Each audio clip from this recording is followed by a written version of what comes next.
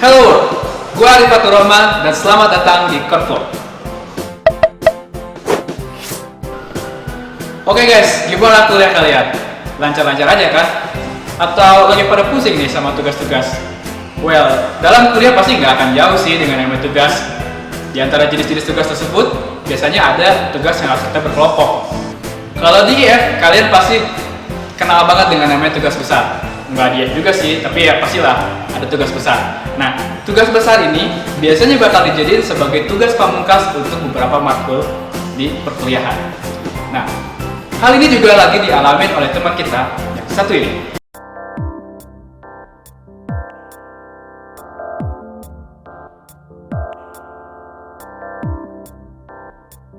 Kenalin, ini adalah Budi dan kawan-kawannya. Mereka sudah berkawan sejak pertama kali masuk kuliah.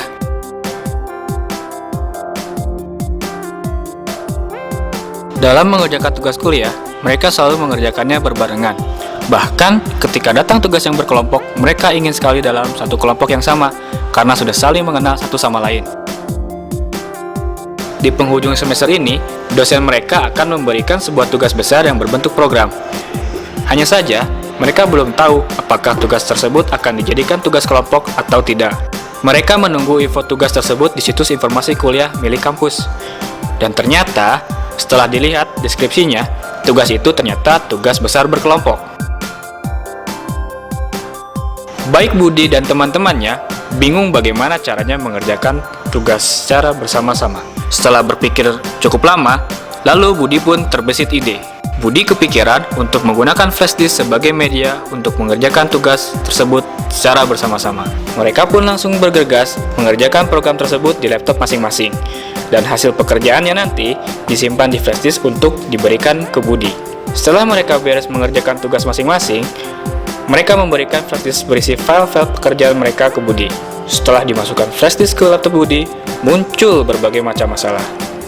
Ternyata, filenya terjangkit virus. Lalu, folder yang berisi file yang benar entah yang mana. Mereka frustasi dan menyadari bekerja dengan cara ini sungguh merepotkan. Gimana? Pasti agak ngeri ya kalau misalnya kita tidak bisa memanage tugas besar kita dengan sebaik mungkin, atau ketika kita kesulitan untuk mengkolaborasikan hasil kerja dalam tugas besar kita. Tapi don't worry teman-teman, gue punya solusi buat kalian. Gue bakal ngenalin sebuah tools yang bisa ngebantu kalian untuk mengerjakan tugas besar kalian secara lebih efektif dan efisien, dan juga pastinya kolaboratif. Let me introduce you about GitHub. Tapi sebelum gue bahas tentang apa sih itu GitHub, gue mau bahas sedikit tentang apa itu Git itu sendiri. Jadi Git adalah sebuah tools yang berfungsi sebagai version control system, yang kalau kita ibaratkan sebagai tools yang membantu kita untuk melacak perubahan pada sebuah file. Git ini diciptakan oleh orang yang menciptakan kernel Linux. Kalian tahu siapa orangnya? Ya, benar banget, Linus Torvalds. Pada awalnya, Git diciptakan untuk membantu pengembangan kernel Linux yang sebelum akhirnya digunakan untuk pengembangan software yang lebih luas dan dibuatkan multi-platform sehingga bisa berjalan hampir di semua jenis OS. Selain Git, terdapat berbagai macam version control lainnya seperti Mercurial, Subversion, CVS, dan lain-lain. Kenapa Git penting untuk tim developer? Dengan menggunakan Git, setiap anggota tim developer bisa melakukan perubahan dalam shortcode-nya tanpa merasa takut terjadinya bentrok atau kesulitan dalam menggabungkan hasil yang telah mereka kerjakan. Dengan menggunakan Git, setiap perubahan pada shortcode kita akan terlacak apa yang dirubahnya, siapa yang merubahnya, pesan perubahan, dan kapan waktu kita merubah shortcode tersebut. Lalu apa itu GitHub? Apa bedanya antara Git dengan GitHub? GitHub adalah sebuah project hosting yang menggunakan Git sebagai tool version control-nya. Jadi Git adalah tool yang digunakan untuk merevisi code, sedangkan GitHub adalah tempat kita menyimpan code-code tersebut. Yang membedakan antara GitHub dengan project hosting lainnya adalah: pertama, GitHub menggunakan Git sebagai tool VCS-nya. Kedua, GitHub menyediakan layanan free hosting untuk proyek-proyek open source. Tapi bagi kalian yang ingin menyimpan proyek-proyek yang bersifat privat, kalian bisa berlangganan layanan premiumnya. Yang ketiga, GitHub itu digunakan bagi kalian yang ingin bekerja secara bebas tanpa dibatasi oleh ruang ataupun waktu. Sehingga bagi kalian nih yang bercita-cita menjadi freelancer, cocok banget menggunakan GitHub sebagai tools kolaborasi.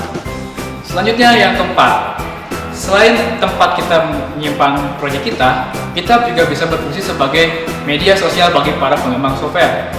Kalian bisa mengikuti para pengembang software yang kalian rasa bagus softwarenya, dan kalian bisa ikut berkolaborasi dalam pengembangan software tersebut. Selanjutnya yang terakhir, GitHub mendukung berbagai macam bahasa pemrograman. Jadi, mau apapun proyeknya, bahkan Pascal sekalipun, kalian bisa taruh di GitHub. Gimana? Keren kan GitHub?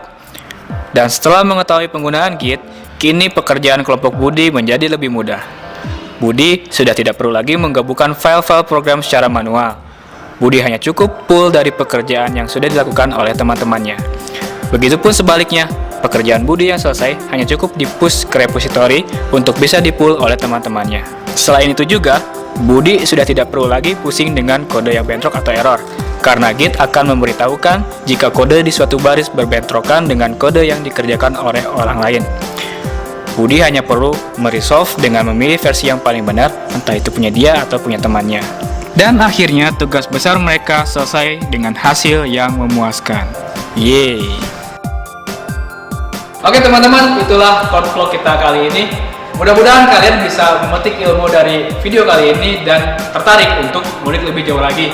Karena pada dasarnya pada video ini kita hanya ngebahas jenis kulit kacang aja. Jika kalian suka video ini, silahkan tekan tombol like.